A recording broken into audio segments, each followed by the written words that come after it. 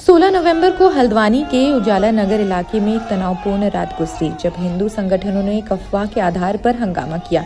अफवाह थी कि एक स्कूल गेट के बाहर मिला मांस का टुकड़ा गौमांस था, जिससे अफरा तफरी मच गई, पथराव हुआ और स्थानीय निवासियों को धमकियां मिली। पुलिस के अनुसार बाद में सीसीटीवी फुटेज से ये दावा झूठा साबित हो गया।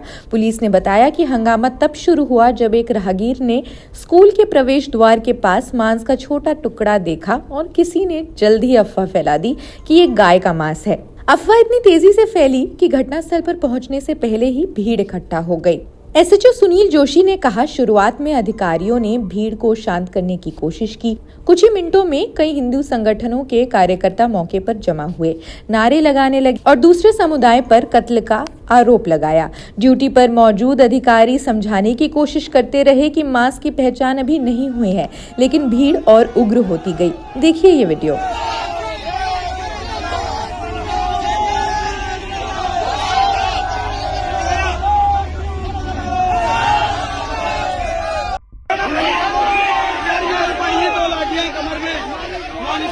हम अपनी गाय माता को भी घटना हम ही मार खाए।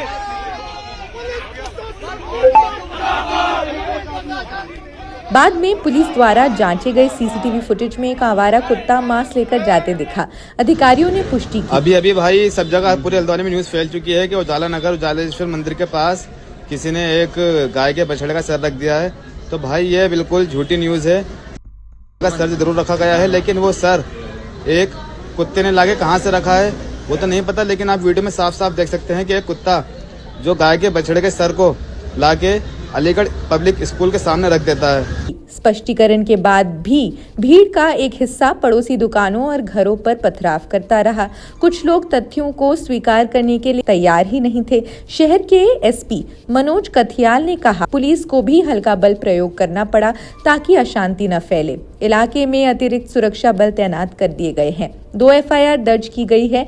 एक 40 से 50 अज्ञात लोगों के खिलाफ दंगा, तोड़फोड़ और पथराव के लिए और दूसरी स्थानीय हिंदू संगठन के नेता रविंद्र गुप्ता की शिकायत पर प्रतिबंधित पशु अवशेष मौजूदगी के आरोप पर। बेली रोड पे उत्तर उजाला का जो भवन है उधर की ओर को एक सूचना प्राप्त हुई थी कि उसमें एक किसी जानवर का सर उधर पाया गया। पुलिस ने मौके पे गई और उसको कब्जे में लेकर जो है जांच के लिए भेज दिया गया है।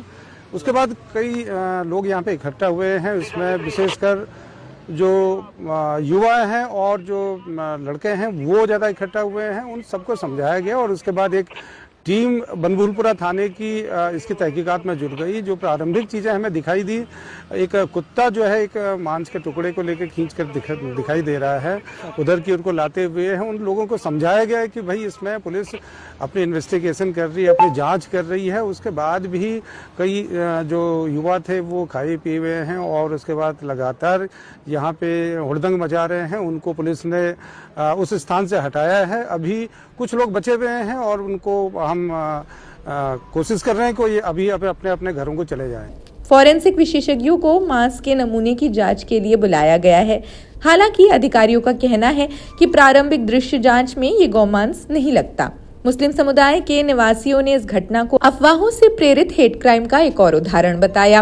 बिना किसी सबूत के हम दोषी कैसे ठहराए जा सकते हैं, ये डरावना है। स्कूल के पास रहने वाले मोहम्मद रिजवान ने कहा, हमें डर है कि कोई गलतफहमी भी हमारे परिवारों को खतरे में डाल सकती है। एक अन्य निवासी आसमा बानो ने कहा कि पुलिस द्वारा सीसीटीवी खोज की घोषणा के बाद भी भीड़ ने पथराव जारी रखा। ये घटना उत्तर भारत के कई राज्यों में देखे जाने वाले व्यापक पैटर्न को भी दर्शाती है, जहां गोमांस और गाय कत्ल से जुड़े अफवाहें अक्सर मुसलमानों के खिलाफ भीड़ को उकसाने के लिए इस्तेमाल हो जाते हैं और तथ्य सामने आने से पहले ही हिंसा भड़क उठती है। समाजशास्त्री डॉक्टर अंजुम फारूकी ने कहा है कि ऐसी घटनाएं अविश्वास को और गहरा कर देती है। अफवाहों से प्रेरित जुटाव एक खतरनाक हथियार बन रहा है। तथ्य सामने आने के बाद भी सामाजिक सद्भाव को नुकसान पहुंच रहा है। अधिकारियों ने निवासियों से अपील की है कि व्हाट्सएप पर फेक न्यूज का प्रसारण न करे, फॉरवर्ड न करे और संदिग्ध दावों को अफवाह के रूप में फैलाने के बजाय अधिकारियों को रिपोर्ट करे। जो सड़क पे होर्डिंग करने वाले लोगों को हटाया गया है, कुछ लोगों को पूछताछ के लिए भी थाने ले जाया गया है। स्थिति नियंत्रण में है। इस समय जो आसपास के थाने का फोर्स है वो यहाँ पे बुला लिया गया है और सभी लोग यहाँ पे अपने जो दंगा नियंत्रण गैजेट के साथ यहाँ पे गश्त कर रहे हैं, उन लोगों को हटा रहे हैं और उनसे बार बार अपील कर रहे हैं कि अब वो अपने अपने घरों को चले जाएं।